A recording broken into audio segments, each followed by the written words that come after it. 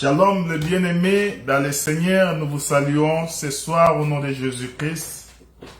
Nous bénissons l'Éternel notre Dieu qui réunit son peuple autour de lui. Nous allons commencer par une courte prière. Seigneur Jésus, nous te remercions, nous te rendons des actions de grâce pour nous avoir encore visité ce soir. Merci pour ta protection. Merci pour la grâce, Seigneur, que tu es en train de nous accorder ce soir. Voilà ces peuples, Seigneur, ils sont venus au-devant de toi pour t'écouter. Parle-nous, Seigneur Jésus-Christ, que l'homme disparaisse. Nous menaçons toute œuvre du monde des ténèbres, toute puissance du monde des ténèbres, tout soulèvement qui vient de tout vent, nous les rendons sans effet au nom puissant de Jésus. Règne à nous, Seigneur, au nom de Jésus, nous avons ainsi prié. Amen. Shalom encore, bien-aimés. Et aujourd'hui, Dieu nous a fait grâce pour que nous puissions encore être ensemble avec vous pour parler de notre thème qui est Jacques chapitre 9, le verset 25. Ici, nous sommes en train de parler de voir un homme qui était aveugle et un jour, il a rencontré la vie. Parce que quand on rencontre Jésus, on doit avoir la vie. Parce qu'il a rencontré Jésus, il ne pouvait pas rester tel qu'il était. Il ne pouvait pas rester le même. Et quand lui a rencontré Jésus, Jésus doit changer sa vie. C'est pourquoi quand les gens viennent lui poser la question, il dit, qu'est-ce qui s'est passé dans ta vie? Il dit, je sais une chose, c'est que j'étais aveugle et je vois. C'est-à-dire, personne encore ne peut me tromper parce que moi je vois. Et voir, c'est une bonne chose, frère. Parce que quand quelqu'un voit, on ne peut pas lui parler de n'importe quoi. La vision, c'est une bonne chose dans la vie d'un homme.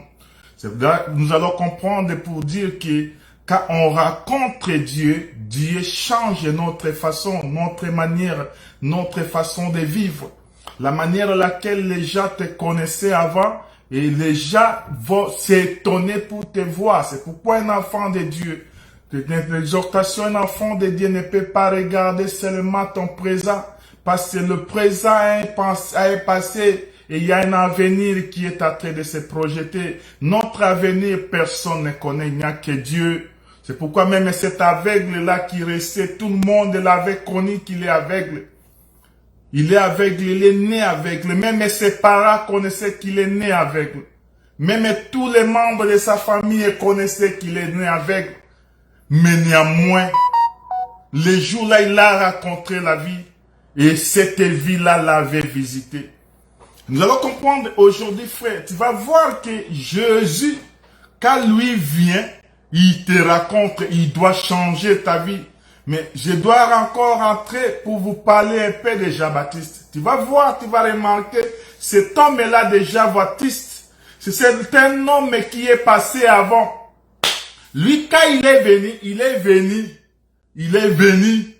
pour précéder la lumière. Il dit que je ne suis pas la lumière, mais je suis venu rendre témoignage à la lumière. C'est-à-dire, il y a une lumière qui vient. C'est pourquoi, frère, tu vas regarder dans Jean chapitre 1er, verset 9. Jean qui regarde un homme qui passe, il dit, voici l'agneau de Dieu. Quand lui voit Jésus, il dit, voici l'agneau de Dieu qui ôte le péché du monde.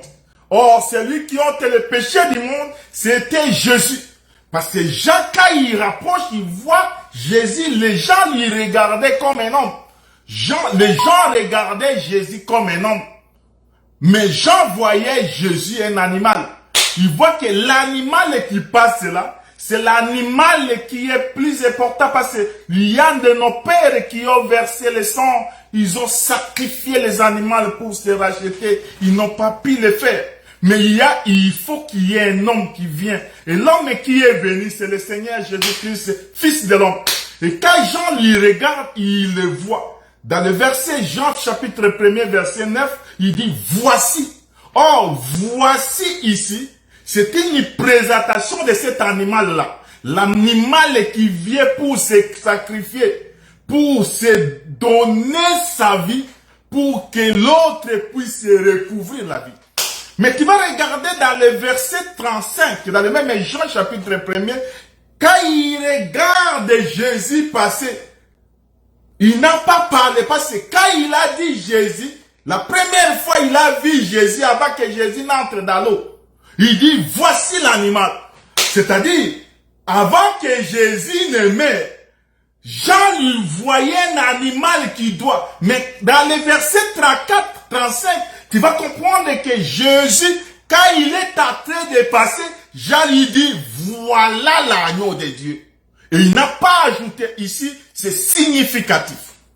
Voilà l'agneau de Dieu. Et là-bas, il a déjà vêtu la gloire. Jésus a déjà la capacité. Il a déjà racheté. Il nous a déjà rapprochés. Mais tu vas comprendre que le parler des gens, Jean c'est tout un prophète. Jean comme un prophète quand lui vient frère. Quand tu regardes dans Luc chapitre 27, Jésus-Christ s'est dit que Jean c'est un prophète. Parce que Jean, c'est tout un prophète. Parce que qu'est-ce que vous êtes allé voir? Il dit que nous sommes entrés voir un roseau qui est agité. Quand Jésus lui regarde que Jean que vous voyez, il est plus que même un prophète. Or, quand Jean vient, les prophètes a parlé. Le parler du prophète, frère, démontre la vie de ce prophète.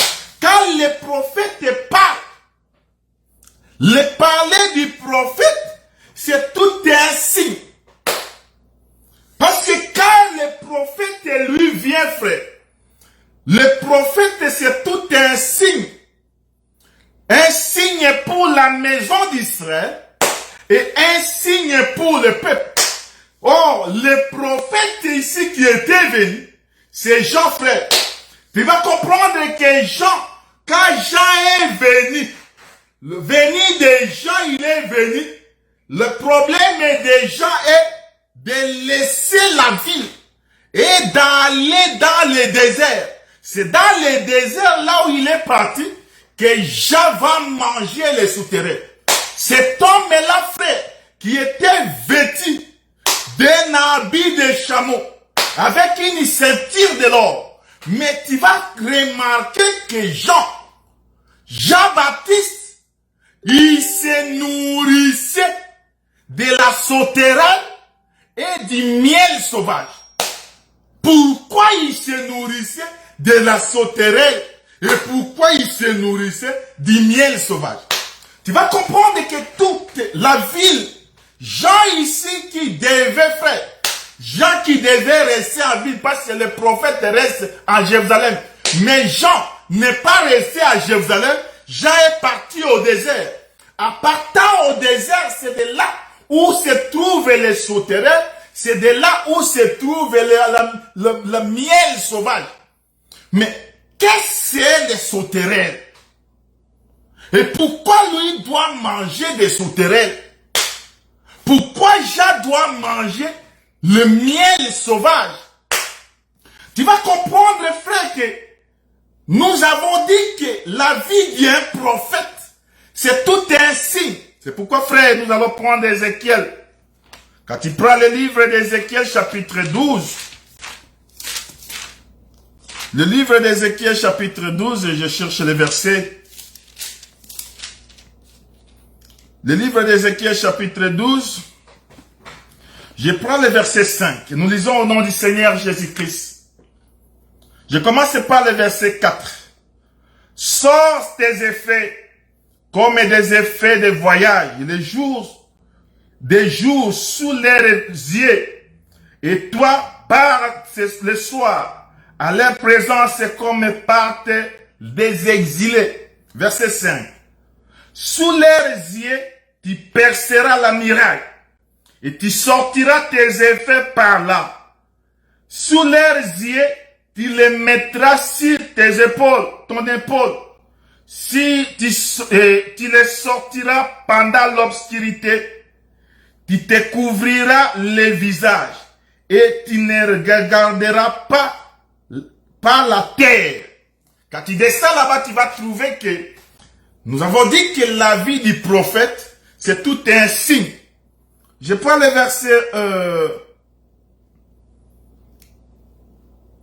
verset 6.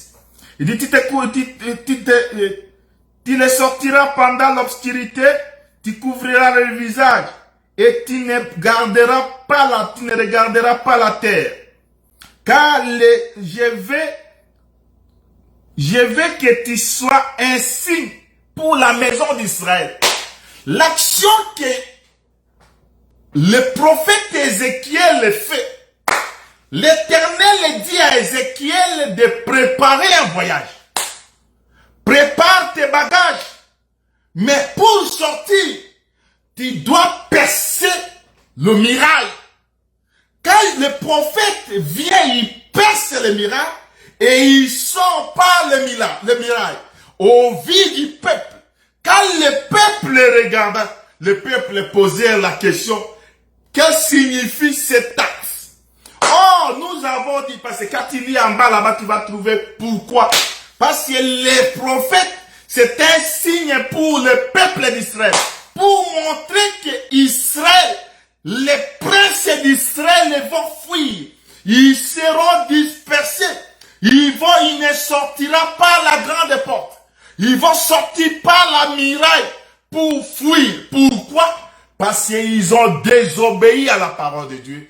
Parce qu'ils ont abandonné Dieu. Frère, abandonner Dieu, Dieu va vous sacrifier. Il va montrer beaucoup de choses à travers les prophètes. Or, les prophètes, nous avons dit que les prophètes, c'est un signe pour Israël. Tout ça parlait d'Israël, mais Dieu utilise les prophètes comme un signe. Tu vas prendre encore, quand tu regardes dans Jean, dans Ésaïe chapitre 20, tu prends le verset 2, tu descends, tu vas comprendre que Dieu qui appelle le prophète Ésaïe, il dit à Ésaïe, il dit que enlève tes vêtements, c'est quelque chose qui est grave, frère. C'est aujourd'hui les gens blaguent avec l'œuvre de Dieu. Être appelé serviteur de Dieu, frère, il y a des gens qui fouillaient la face de Dieu. Moïse a dit même qu'il envoie une autre. Moi non, envoyer Dieu, il dit que c'est toi. Quand Dieu vient, il te choisit, toi, il prend les actions, il utilise le prophète comme un signe. Tu vas remarquer que quand le prophète Ésaïe, Dieu lui dit que enlève tes vêtements et tu vas marcher nu. Tu vas marcher. Je prends Ésaïe chapitre 20. Ésaïe chapitre 20, je commence par le verset 20, verset 2. À ce temps-là, l'Éternel adressa la parole à Ésaïe, fils d'Amon, et lui dit, va détache les sacs de terrain et ôte tes souliers de tes pieds. Et il fit ainsi, marche nu et déborde des chaussées.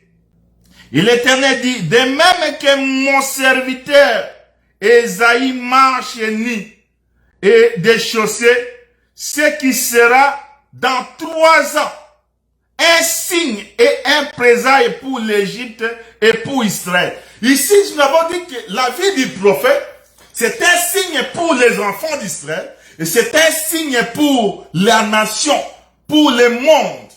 Or, la vie du prophète, quand nous voyons le prophète par excellence qu'on est en train d'expliquer, qui est le prophète Jean.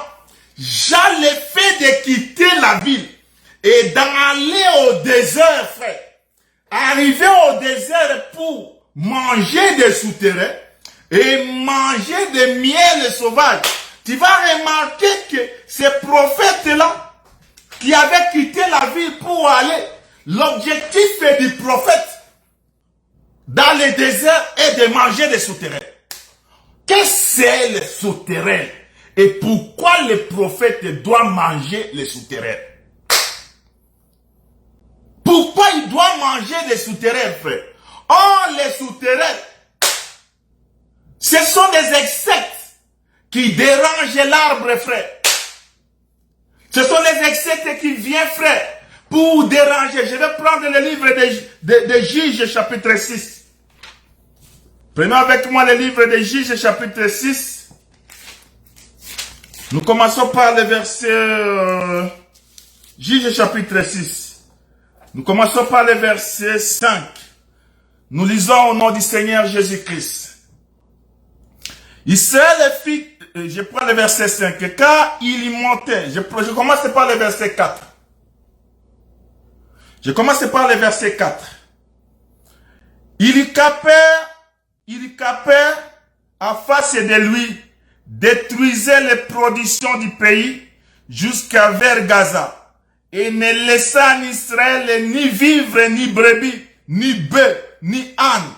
Le verset 5. Car il y montait avec leurs troupeaux et leurs tentes. Ils arrivaient comme une multitude de souterrains. Ils étaient innombrables et leurs chameaux. Et ils venaient dans le pays pour le ravager. Je prends le verset 6. Israël fit très malheureux à cause de Madian. Et les enfants d'Israël crièrent à l'Éternel. Les souterrains ici, ce sont des nations. Parce que le pays frère, le pays de Canaan, ce n'est pas Israël qui est combattu. Le pays de Canaan, c'est Dieu qui passa au devant d'Israël et il prend le pays. Il donne possession à Israël. Il dit, je vous donne possession à ce pays, mais demeurez dans ma parole. Quand vous demeurez dans la parole de Dieu, Dieu sera ton protecteur. Mais si toi tu te détournes de la parole de Dieu, Dieu envoie les nations. Les nations là viendront ravager. Ravager quoi? Ravager l'arbre. Oh, qu'est-ce que c'est l'arbre?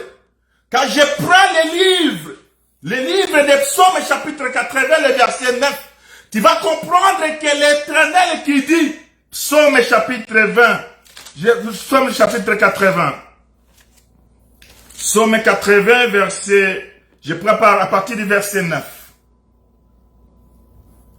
La Bible dit que tu avais arraché de l'Égypte une vigne. Et tu as chassé des nations et tu l'as plantée. Tu as fait place devant elle. Elle a jeté des racines et rempli la terre. Ici, nous comprenons que quand Madian monte pour ravager la semence, c'est-à-dire ici, les nations qui montent, c'était seulement un type. Parce que tu vas remarquer quand il est en bas, Gédéon qui gardait la semence, il prend les récoltes. Parce que les Madians, l'objectif des Madians, c'est pour venir rendre Israël malheureux. Oh, tu vas comprendre que dans Psaume chapitre 80, verset 9, l'Éternel dit qu'il a arraché une vigne. Oh, la vigne à laquelle les souterrains viennent, l'arbre à laquelle les souterrains viennent déranger, c'est la vigne. Oh, la vigne. La Bible nous parle dans Psaume chapitre 80, verset 9. Il dit que la vigne que l'Éternel a arrachée de l'Égypte pour venir le planter, c'est le peuple d'Israël. C'est Israël qui est la vigne de l'Éternel. Or, la vigne qui était arrachée de l'Égypte pour l'emmener à Canaan, c'est Israël. C'est pour dire que les souterrains qui vont monter, oh, les souterrains, en entendant ici, ce sont les Mandias. Les Mandias et toutes les nations, tous les peuples qui étaient aux alentours, qui venaient faire la guerre à Israël. Or, l'objectif des Mandias et de tout autre, c'est rendre Israël malheureux. Parce qu'il était privé la semence, frère, c'était privé la vie. Or, la semence, c'est la parole de Dieu. L'objectif de ces gens était de venir rendre Israël malheureux pour qu'il ne puisse plus gagner. Parce que Dieu, il les a arrachés à cause du péché. Les Madias, frères, sont devenus plus forts que les enfants d'Israël.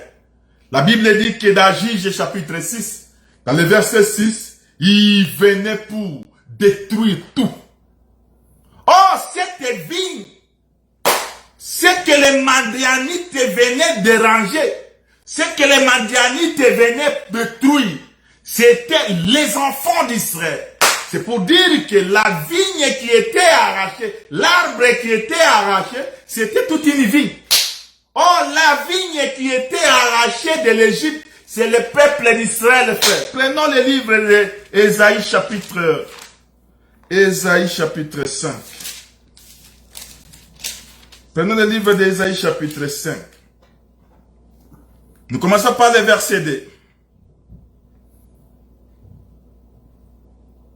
Ok, et je prends par il dit, il a remué le sol au tas de pierres et il mit un plat délicieux. Il y bâtit une tour au milieu d'elle et il a creusé aussi une cuve. Puis il espéra qu'elle produirait de bons raisins. Mais elle en a produit de mauvais. Verset 3. Maintenant donc, habitants de Jérusalem et hommes de Juda, soyez juges entre moi et ma vigne. Verset 4. Qu'y avait-il encore à faire à ma vigne que je n'ai pas fait pour elle? Pourquoi, car j'ai espéré qu'elle produirait de bons raisins et elle en a produit de mauvais? Je prends le verset 5. Je vous dirai maintenant ce que j'ai fait faire à ma vigne. J'en arracherai des haies, la haie, pour qu'elle soit broutée.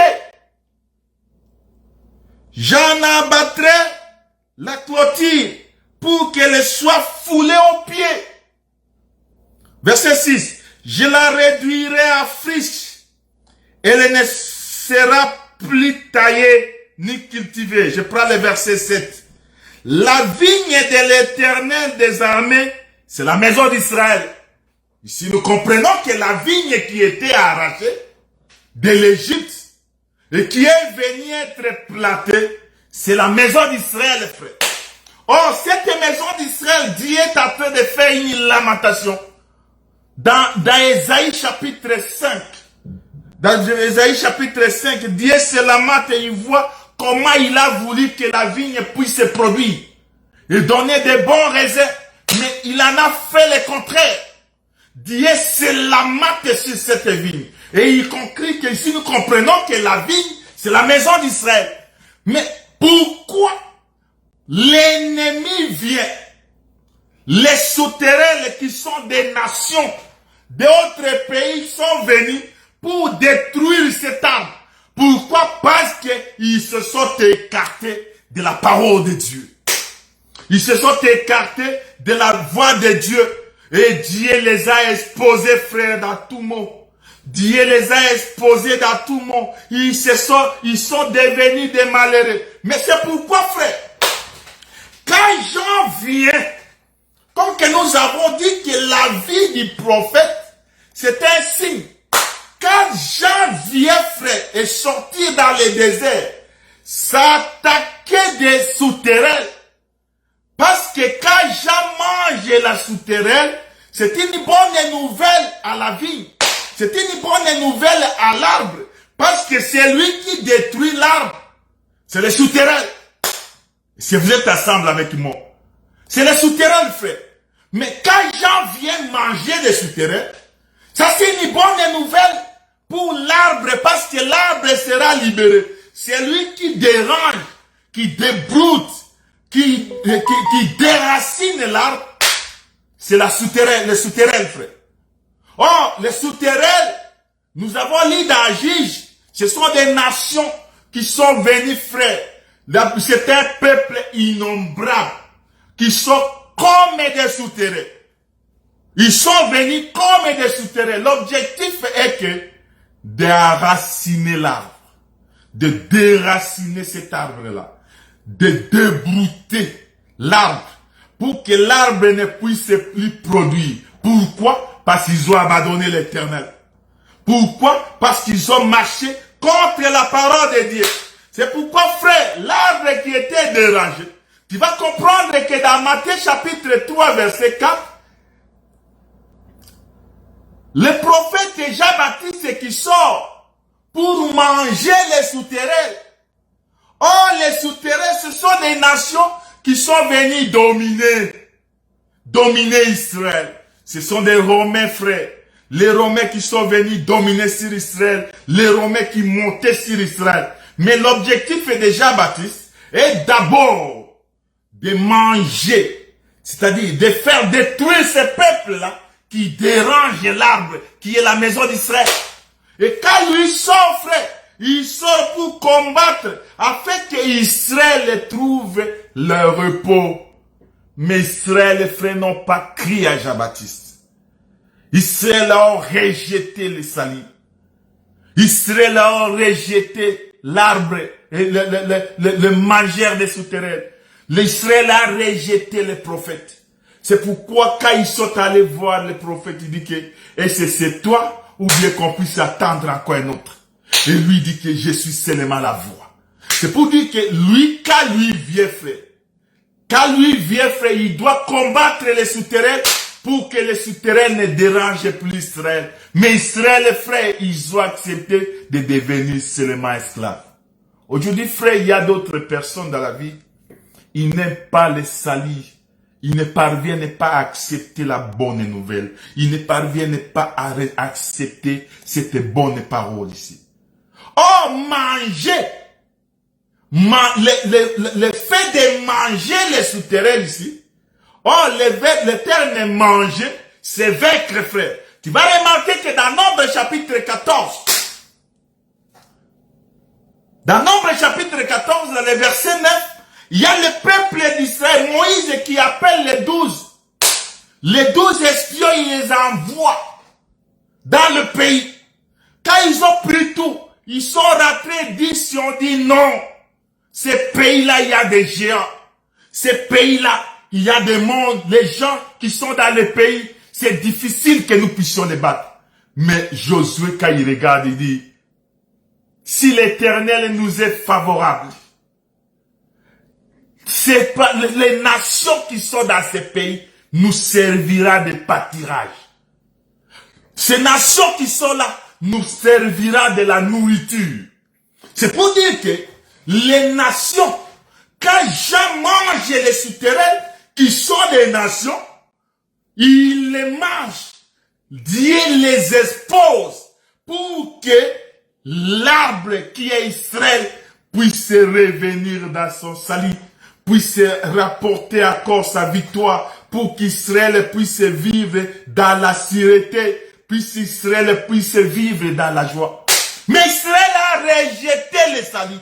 Israël a rejeté Jean-Baptiste. Ils se sont donnés, ils disent que nous on est amis de César. Or César pour venir en Israël, il n'est pas venu blaguer avec les Israélites. Les Romains sont venus dominer sur Israël. Ils sont venus pour tuer Israël. Ils sont venus même à la naissance de Jésus. Tu vois Hérode qui s'élève, il dit tuez-moi tout. Rachel a pleuré ses enfants. Oh, tout ça frère, pourquoi? Parce qu'Israël a rejeté la parole de Dieu. Pourquoi? Parce qu'Israël a rejeté. Comme que nous avons dit que le manger du prophète, c'est vaincre les nations. Il est venu frère pour vaincre. La première des choses après avoir vaincu les nations, là-bas ils vont manger le miel sauvage. Après avoir combattu les nations, après avoir combattu tous ces peuples-là, Israël maintenant, ils auront droit à l'abondance. Oh, le miel, c'est l'abondance, frère. Le miel, pour qu'Israël puisse entrer à l'abondance, il faut que le prophète Jean doit d'abord vaincre les souterrains, doit d'abord vaincre les nations, afin qu'Israël puisse obtenir l'abondance, qui est le salut qui lui a été réservé. Et tu vas comprendre que, oh, le miel sauvage, c'est quoi? Deutéronome chapitre 1er. Quand je lis le livre de Deutéronome chapitre 1er,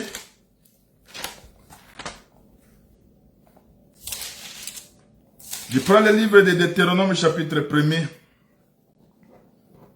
Je suis en train de chercher un verset. Ok. Je prends le verset 44. Alors les Amorés qui habitaient cette montagne sortir à votre rencontre et vous poursuivirent comme font les abeilles. Ils vous battirent à ciel jusqu'à Armon. Pour t'expliquer les souterrains, le miel, le miel, c'est produit par les abeilles. On ne peut pas parler de miel sans toutefois voir les abeilles. Les abeilles, Deutéronome nous parle des Amoréens. Des Amoréens qui habitaient à la montagne sortirent à votre rencontre et vous poursuivirent comme font les souterrains. Les Amoréens ici, ce sont des nations frères. Parce que, comment ils ont poursuivi Israël? Parce qu'Israël a abandonné Dieu. Parce qu'Israël a abandonné les salis. Israël a rejeté la parole de Dieu. Dieu l'a exposé aux nations. Les abeilles, frère, quand ils sortent pour chasser Israël, Israël, la promesse était qu'ils entreront dans un pays où coule le lait et le miel. Le miel ne peut sortir que des abeilles. C'est pour dire que pour qu'Israël mange le miel, il faut combattre d'abord les Amoréens. C'est pourquoi comme Israël était capable de se battre à cause du péché, il y a le prophète qui est venu, frère. Quand le prophète vient, il doit se battre avec les abeilles. À se battre avec les abeilles pour soutirer le miel. Le miel, c'est ce qu'est l'abondance. C'est pourquoi, frère, quand Israël est entré à Canaan, on n'a pas vu Israël manger le miel. Mais Israël est entré à habiter dans des maisons. Il y a un verset dans la Chronique qui dit, vous avez habité des maisons que vous n'avez pas construites. Vous avez mangé les fruits des champs que vous n'avez pas cultivés. L'Éternel vous les a donnés gratuitement. Cherchez-moi ces versets, frère. L'Éternel vous l'a donné gratuitement. Israël est entré dans Canaan. Ils n'ont pas cultivé les champs, frère. L'Israël est entré dans Canaan. Ils n'ont pas construit des maisons. Ce sont des maisons des nations. Des Amoréens, des Philistins, des Gibésiens. Tous ces gens-là, des Cananéens, qu'Israël, il a trouvé l'abondance dans ces maisons. C'est ça le miel, frère. Quand ils ont trouvé cette abondance, Israël est entré, il s'est enrichi dans quelque chose qu'il n'a pas trouvé. L'abondance, c'est le miel, frère. C'est pourquoi pour qu'Israël mange le miel, il faut d'abord combattre les abeilles. Les abeilles, ce sont des nations. Ce sont des mondes. Ce sont des peuples. Ce sont des nations qui sont venues de partout pour venir combattre, afin de gagner Israël. Mais les gens, ils ont obtenu tout ça, frère. En obtenant tout ça, parce que l'Éternel les avait donnés. Frère, la vie du prophète, c'est tout un signe. Pour signifier que le peuple, quand il voyait tout ça, il mangeait le miel. Pour que le peuple puisse entrer dans l'abondance, il faut d'abord qu'il y ait la guerre, qu'il y ait un combat. Les prophètes par excellence, c'est le Seigneur Jésus-Christ, frère. Quand le Seigneur Jésus-Christ est venu, la première des choses, frère, il a combattu. Après avoir combattu, qu'il nous a donné maintenant, nous. Aujourd'hui, nous avons le pouvoir de chasser les démons. Pourquoi nous chassons les démons aujourd'hui? Parce qu'il y a un homme qui a combattu. Pourquoi aujourd'hui, frère, nous parvenons à détruire les principautés, les autorités? Nous avons le pouvoir de la destruction à cause du combat. Il y a quelqu'un qui a combattu. Il y a quelqu'un qui s'est battu et il nous a donné le salut. Aujourd'hui, frère, nous avons l'abondance.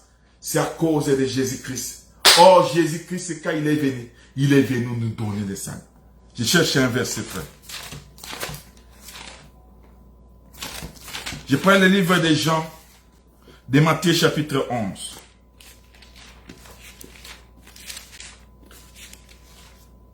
Pourquoi quand Jésus-Christ il est venu, frère, Jésus regarda, les gens lui regardaient, Jésus regarda, il vient, il dit, les gens ne mangeaient pas. Ils ne buvaient pas, vous avez dit que Jean, il a un démon. Mais le Fils de l'homme, quand il est venu manger et boire, vous l'avez appelé ami des publics. Nous ici, frère, on est en train de vous expliquer l'aveugle né. L'aveugle qui a tout le parcours ici, frère, c'est pour vous amener afin que vous puissiez comprendre l'aveugle. L'aveugle qui était avec, même ses parents, quand il a recouvert la vie, il s'étonnait, il disait même que nous connaissons que c'est notre fils. Mais pourquoi il a recouvert la vie, on ne sait pas. Mais tu vas comprendre que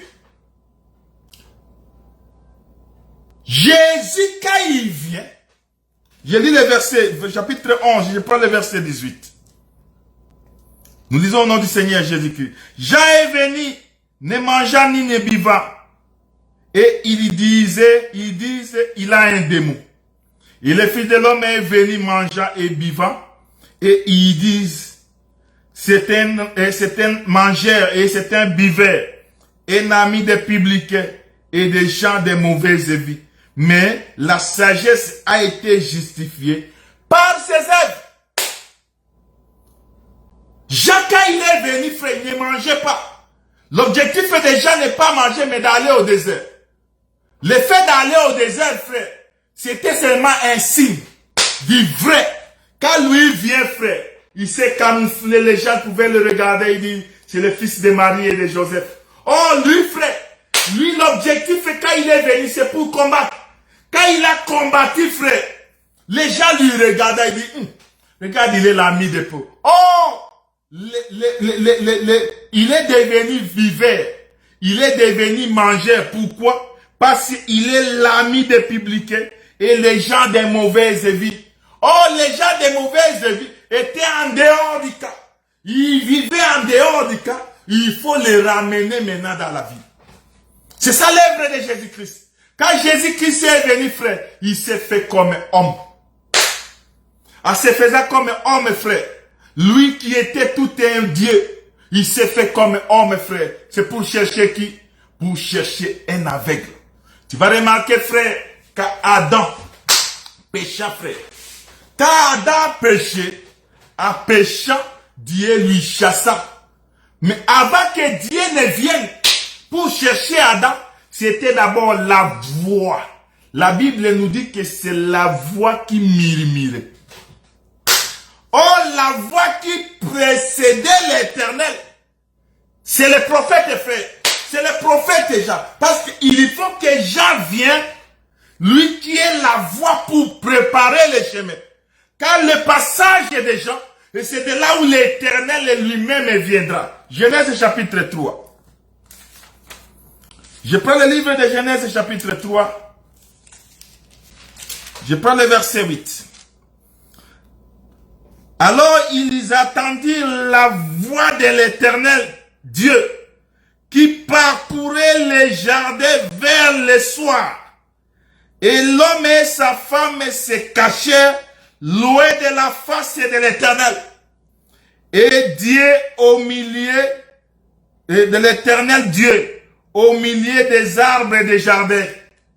Mais l'Éternel, le Dieu, appela l'homme. Avant que l'Éternel ne vienne appeler l'homme, il faut la voix d'abord de l'Éternel qui le précède. Oh, la voix, c'est le prophète déjà, frère. Quand lui vient, il est la voix qui crie. Il vient pour préparer l'arrivée du Seigneur. Mais quand le Seigneur vient, c'est le Seigneur maintenant qui vient ôter l'homme de là où il est. Oh, l'homme que Dieu avait créé, c'est Adam.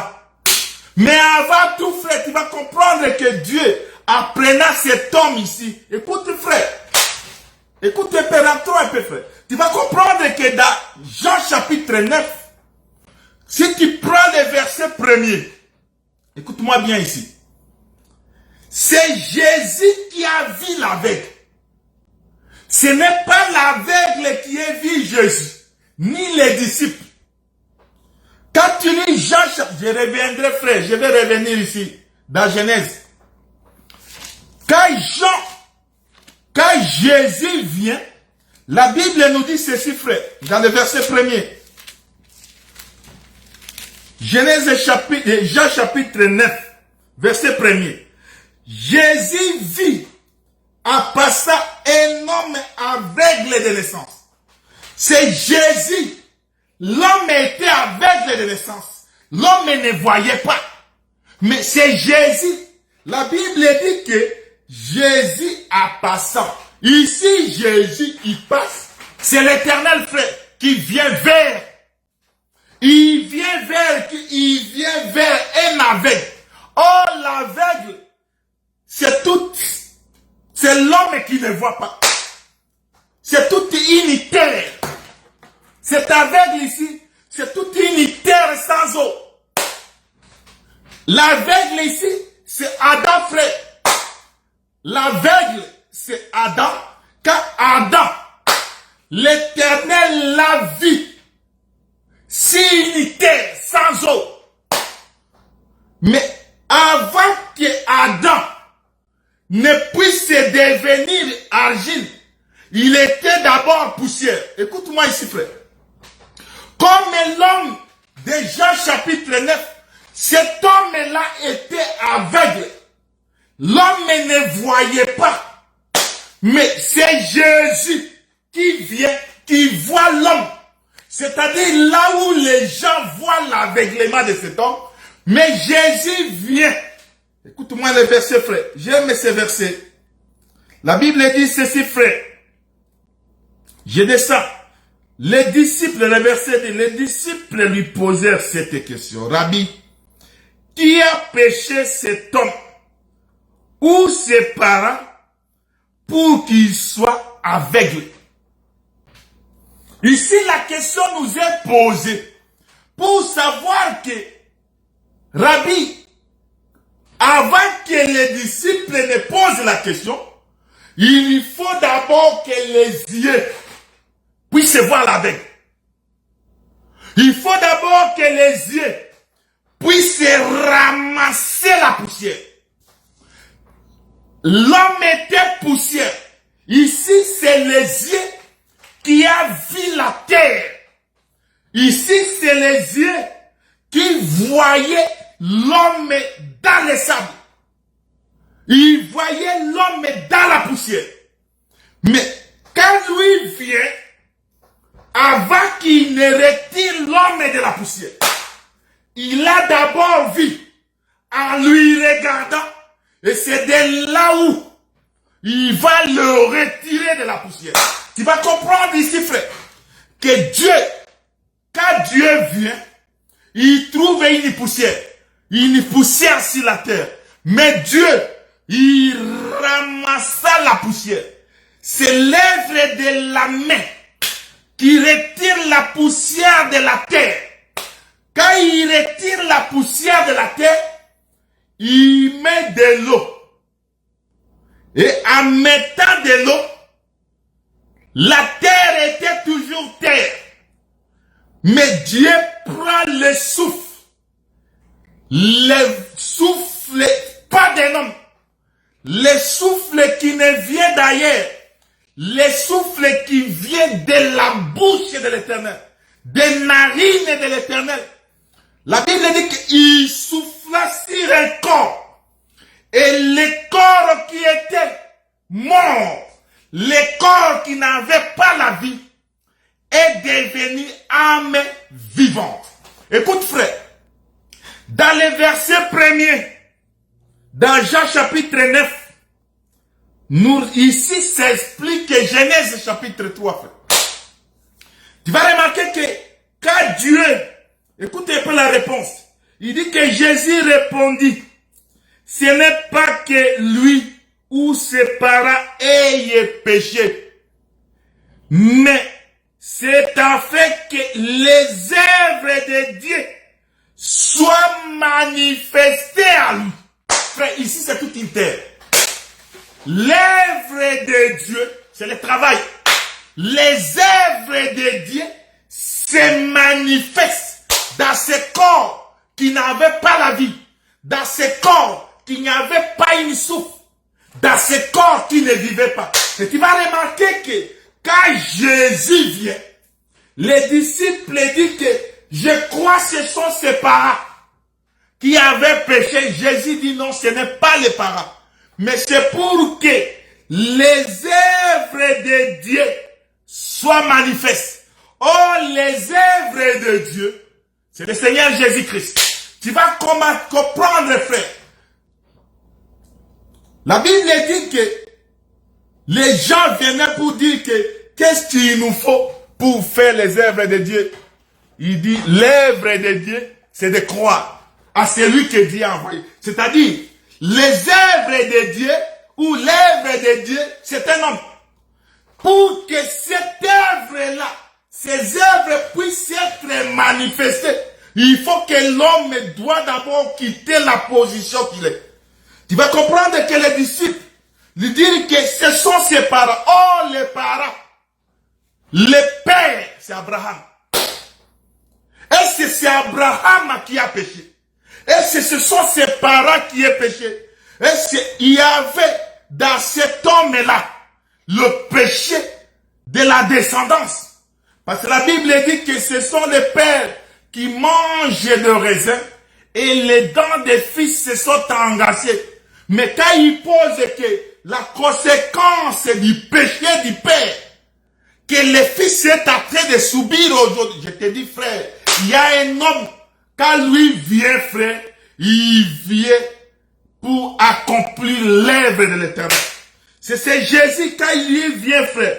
Mais il dit dans le verset 4, il faut que je fasse tandis qu'il est jour les œuvres de celui qui m'a envoyé. La nuit vient où personne ne peut travailler. Je ne suis pas là. Je ne suis pas là. Je vous ai amené des louets pour Jean-Baptiste pour vous montrer qu'il y a toute une maison de Dieu, frère. Cette maison-là, la maison d'Israël, c'est une maison qui avait l'eau. Cette maison-là avait l'eau.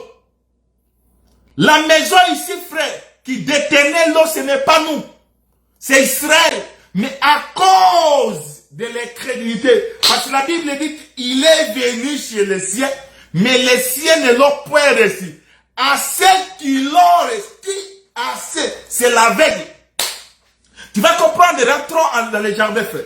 Quand Jésus regarde ici, il dit que ce n'est pas son père. Pourquoi, frère? Parce que Israël, frère, lisons un verset. Lisons un verset, frère. Je prends le livre de Luc.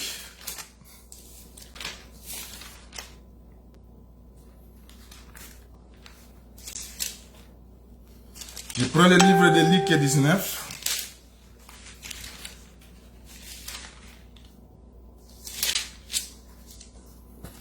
Je prends le verset 9.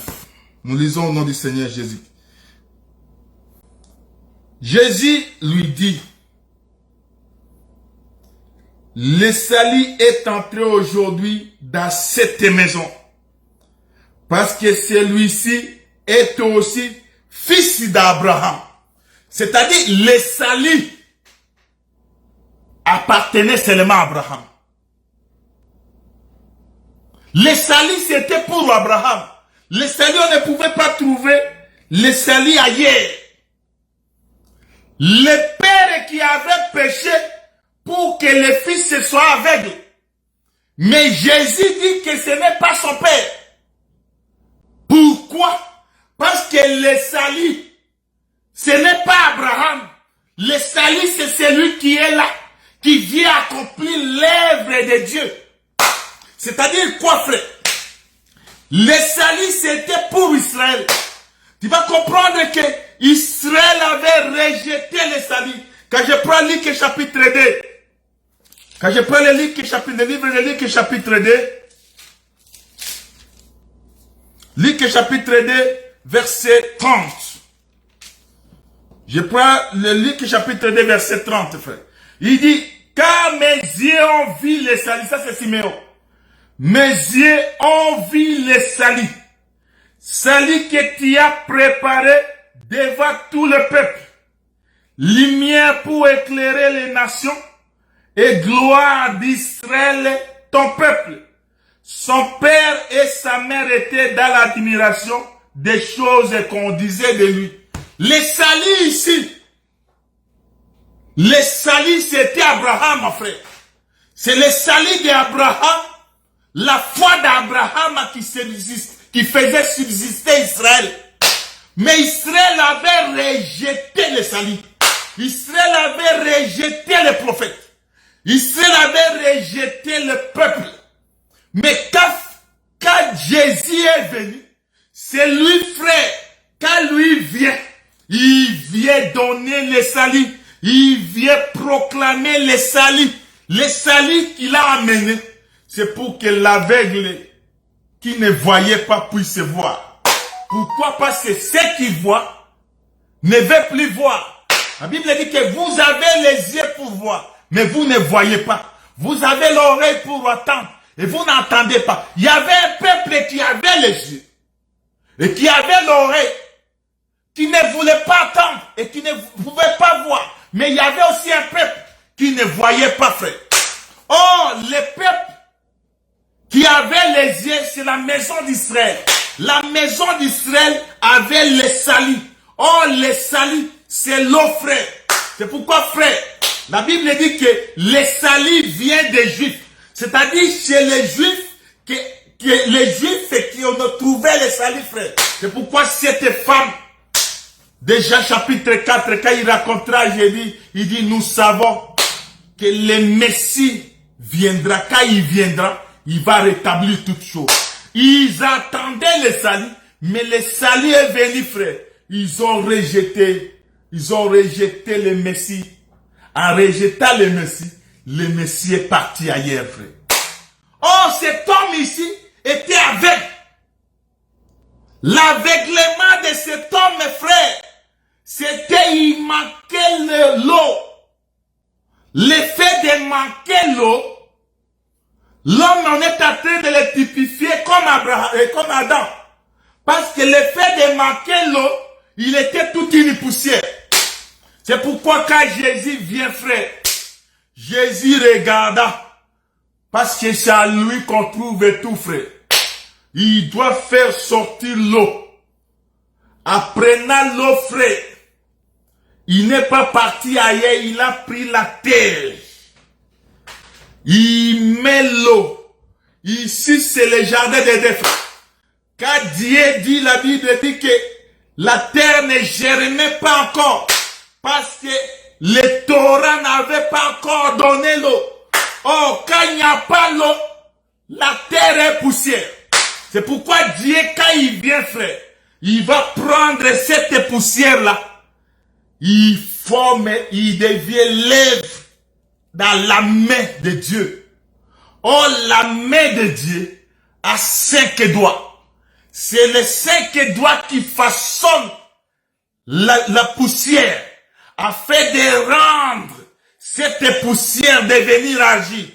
Oh, pour que la poussière devienne argile, il faut que la poussière soit d'abord poussière.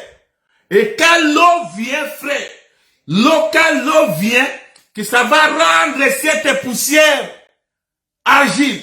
Prends le livre de Job, chapitre 4. Je prends le livre de Job. Job, chapitre 4.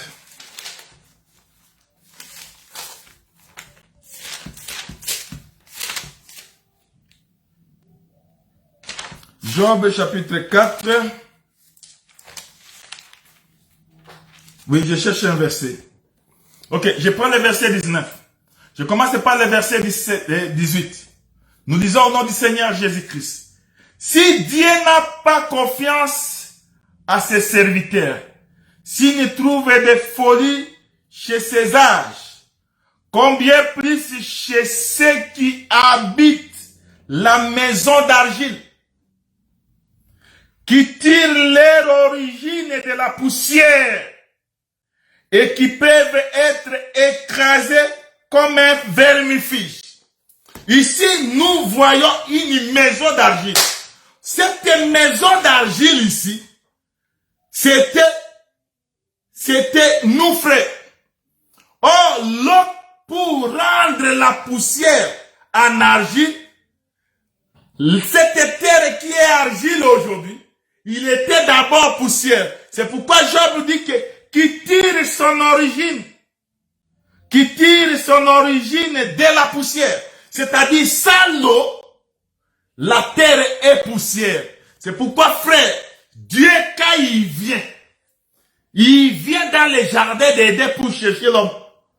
Il croyait que l'homme qu'il avait formé, il dit à l'homme, il prend l'eau, il prend le souffle, l'âme, il met dans l'homme, et Paris est net. Mais quand l'homme pécha, frère, l'Éternel regarda, il eut pitié. Il dit, moi je te croyais, comme si tu vas passer l'ordonnance de Dieu et que cultiver la terre et prendre le pouvoir, domine ici. Mais tout ce que Dieu avait fait pour Adam, Adam n'a pas accompli, frère.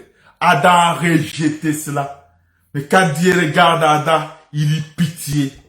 Or, avant que Dieu ne l'appelle Adam, il a appelé l'homme. C'est pour dire que la maison ici, qui a obtenu, frère, qui avait obtenu l'eau, c'est Adam, frère. Tu vas comprendre que Adam, il était toute une poussière. Mais Dieu prend l'eau, il met dans cette terre-là. Et la terre est devenue argile. Or, la maison d'argile, c'est Adam. Mais quand il pécha, Dieu retire la terre. Et il retire aussi l'âme. L'homme est devenu encore. C'est pourquoi Dieu dit, tu es poussière. Et tu retourneras à la poussière. Pourquoi moi je t'ai retiré de la poussière? Pour que je te donne la vie. Mais toi tu n'as pas accepté cette vie-là. Il y a des gens, frères, qui n'acceptent pas le salut de Dieu. Il y a des gens qui voient le salut comme quelque chose de rien du tout. Mais Dieu, quand il est venu, il a regardé Adam, Dieu s'exclama, il dit, moi je te croyais comme si tu vas garder ma parole, parce que c'est la parole. Oh, l'eau ici, qui vient rendre la poussière en argile, c'est la parole de Dieu, frère. L'eau, c'est la parole de Dieu. C'est Jean chapitre 4 qui nous dit ça, frère. Parce que Jésus dit que l'eau que je te donnerai, ça sera une vie. C'est-à-dire, quand on a donné la vie, on a donné l'eau à Adam. Adam a recouvert la vie. Il est devenu l'âme vivante. Mais Adam a péché. Il a abandonné Dieu. En abandonnant Dieu, Dieu lui retourne la poussière. Et il faut qu'il y ait encore le même éternel qui vient, frère. Qui doit venir encore chercher Adam. Et quand l'éternel vient, Jésus dans Jean chapitre 9, il y a beaucoup de choses on en parlera, frère. Quand Jésus vient, c'est lui qui a vu l'aveugle. Mais en voyant l'aveugle, Jésus prend encore, comme il est Dieu, il est l'accomplissement de tout ça, frère. Il vient accomplir, il prend l'eau de sa bouche, le salive, il met sur la terre, il y trappe dans les yeux de cet homme. Et l'homme qui ne voyait pas, il a recouvert la vie. C'est pour dire que l'homme ici qui ne voyait pas, il y faut l'eau qui sort de la bouche. Oh, c'est lui qui est venu. Il est venu avec l'eau et le sang. C'est le Seigneur Jésus-Christ que Jean parle, frère, dans le chapitre 5. Il dit, il n'est pas venu seulement avec de l'eau, mais il est venu aussi avec le sang. C'est pourquoi, frère, quand il est venu avec le sang, il a donné à cet homme-là, l'homme est devenu l'âme. Quand il est devenu l'âme, Israël s'est étonné de voir. Mais nous connaissions que cet homme, c'est un aveugle né. Pourquoi il voit aujourd'hui? Frère, Israël s'étonne aujourd'hui. Pourquoi toi tu vois ces choses? Pourquoi ces choses, aujourd'hui tu commences à frapper poitrine avec ces choses? Il dit à cet homme qui ne voyait pas, oh l'homme là c'est un homme qui n'avait pas part au salut. Cet homme n'avait pas part aux bonnes nouvelles. Il n'avait pas part aux choses de la maison. Cet homme ici ne pouvait pas bénéficier la faveur. Pourquoi? Parce qu'il était aveugle. Les aveugles n'avaient pas part des enfants d'Israël, avec les enfants d'Israël. Mais quand ils sont venus, ils se sont étonnés en voyant cet aveugle né. Il dit, comment toi tu vois aujourd'hui? Toi qui étais aveugle. Il dit, j'ai rencontré un homme. Mais cet homme-là a pris la terre. Il a mélangé avec l'eau. Il a trempé mes yeux. Et il m'a envoyé, va te laver dans Siloé. Et quand je me suis allé, je vois. Ils ont insisté pour lui dire, mais comment toi? Appelez-nous les parents. Les parents sont venus. Il dit que l'enfant là, nous connaissons que c'est notre enfant. Mais comment il voit aujourd'hui, nous ne savons pas. Posez lui-même la question. Aujourd'hui, frère, nous avons l'âge de défendre cet évangile. Nous avons l'âge de défendre cette bonne nouvelle. Pourquoi? Parce que nous avons rencontré un homme qui a ouvert notre yeux. L'homme ici, c'est Adam, frère. Oh, l'Adam premier, c'est lui qui était venu, frère. Il a failli à ses obligations. Il n'a pas gardé l'eau. Et l'eau lui a été ôtée. L'eau était prise. Job est en train de parler que la maison d'argile, c'est-à-dire la maison qui avait l'eau, c'était Adam.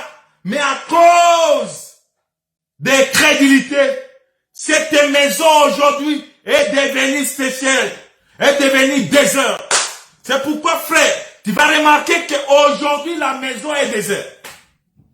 La maison est déserte. Quand tu regardes dans Matthieu chapitre 23, la Bible dit, Jésus, quand il regarde Jérusalem, il dit que cette maison vous sera laissée déserte. Pourquoi la maison sera déserte? Parce que l'eau, c'est l'eau qui rend la vie à la maison. C'est l'eau qui rend que la maison soit habitable, soit argile. Mais cette eau-là, Israël a rejeté. Il a rejeté l'eau. Oh, l'eau, c'est le Seigneur Jésus-Christ. Tu vas remarquer, frère, dans 1 Jean chapitre 5. Je suis dans le livre de 1 Jean. 1 Jean chapitre 5. Je prends le livre de 1 Jean chapitre 5. Je prends le verset 5. Nous lisons au nom du Seigneur Jésus-Christ. Qui est celui qui a triomphé du monde? Sinon celui qui croit que Jésus-Christ, Jésus est le Fils de Dieu. Verset 6. C'est lui, Jésus-Christ, qui est venu avec l'eau et le sang. Non avec l'eau seulement, mais avec l'eau et avec le sang. Et c'est l'Esprit qui rend témoignage parce que l'Esprit est la vérité. Jésus, comme Israël a rejeté l'eau, ils ont rejeté Jésus, qui avait l'eau et le sang, qui avait la vie, frère. Israël n'a pas gardé la vie. Aujourd'hui, frère, nous avons l'eau. Jésus-Christ est venu, nous qui étions aveugles, nous qui ne voyions pas, nous que Dieu ne nous appartenait pas, nous qu'on ne faisait pas part dans ces choses. Mais Jésus-Christ, lui qui est venu avec l'eau et le sang, il n'est pas venu seulement avec l'eau, il est venu aussi avec le sang.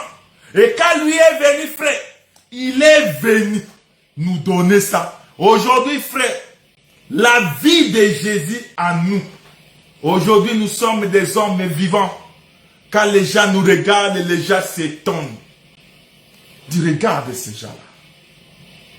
D'où ils viennent? D'où ils connaissent ces choses de Dieu? Pourquoi? Parce que le salut nous est passé, frère. Parce qu'Israël a rejeté le salut.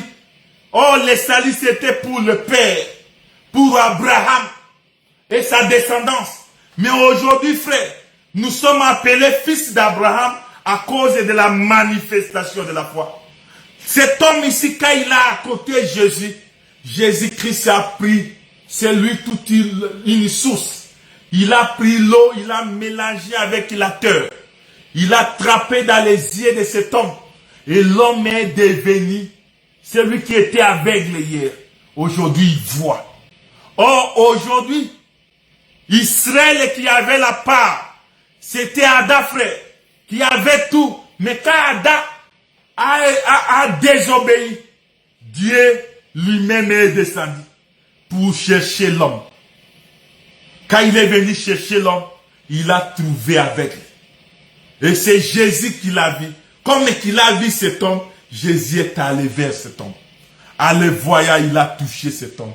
Aujourd'hui, frère, il voit. Pourquoi nous voyons aujourd'hui? Aujourd'hui, frère, nous avons part à ces choses. Nous, hier, frère, on n'avait pas part à ces choses. Dieu n'était pas notre Dieu. Mais à cause de cette terre-là qui a reçu l'eau. Frère, il y a beaucoup de choses à parler ici. Beaucoup de choses. Brachez-vous là le dimanche, le samedi prochain. Nous allons parler de ces choses. Nous allons parler. Mais je te dis ceci, frère. À cause de la bonne nouvelle. À cause du salut. Que toi et moi aujourd'hui, qui étions aveugles hier, nous voyons. Cet homme ici aveugle, c'était Adam. Adam qui a rejeté. Mais Jésus est venu chercher Adam. Adam par excellence, c'était toi et moi, frère. Que Dieu a chassé parce que quand il a rejeté l'eau, il a rejeté la vie, Dieu l'a chassé du jardin. En le chassant du jardin, frère, il est devenu moribond. Il est devenu vagabond sur la terre. Il a même peur de dire qu'il y a des gens qui vont me rencontrer. Ils vont me tuer. Mais c'est Dieu lui-même. Il est descendu, il a pris le corps. En descendant, frère, il est parti chercher l'homme. C'est Jésus qui a vu l'homme.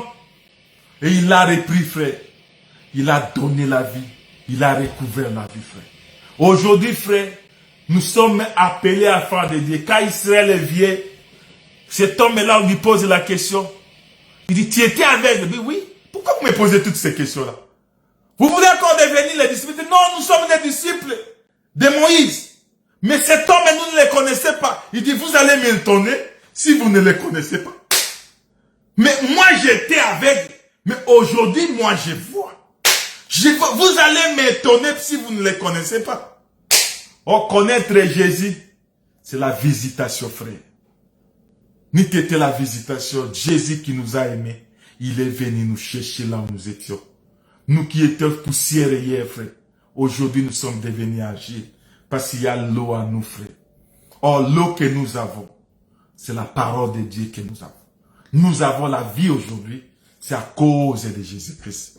À cause du salut, à cause des lèvres de l'Éternel. Gardez cette parole que tu as, frère. Parce que les gens hier te regardaient comme rien. Tu n'avais pas part à ces choses. Tu n'avais même pas la place d'être appelé enfant de Dieu. Mais Jésus, il est venu, frère. Il nous a pris de là où nous sommes. Lui qui est l'eau. Il n'est pas venu seulement avec l'eau. Il est venu avec l'eau. Frère, l'eau qui est la parole de Dieu. En nous donnant cette parole, c'était toute une vie. Il a donné aussi, pas seulement l'eau, il nous a donné aussi sa vie. Il est venu avec l'eau et le sang. Et c'est un témoignage aujourd'hui pour nos frères. Quand les gens nous regardent et disent, oh, vous voyez? Et dit, oui, nous voyons. Parce que pourquoi? Parce que nous avons rencontré Jésus. Parce que nous avons rencontré cet homme. Un homme plus grand, un homme merveilleux. Toi et moi, frère, nous n'avons pas part à ces choses, mais Jésus nous a aimés. C'est pourquoi, frère, l'œuvre d'Israël, quand tu vas remarquer, frère, Aaron, chaque jour, il restait toujours avec la purification et la buisson d'eau. Mais tout ça, frère, ne pouvait pas purifier Israël. Ça parlait encore d'une purification. Et l'homme qui est venu nous purifier, qui est venu changer notre état, c'est le Seigneur Jésus-Christ. Laisse que mon Dieu, que nous servons avec persévérance, vous bénissez ce soir au nom de Jésus. Amen. Que mon Dieu vous bénisse. Bye.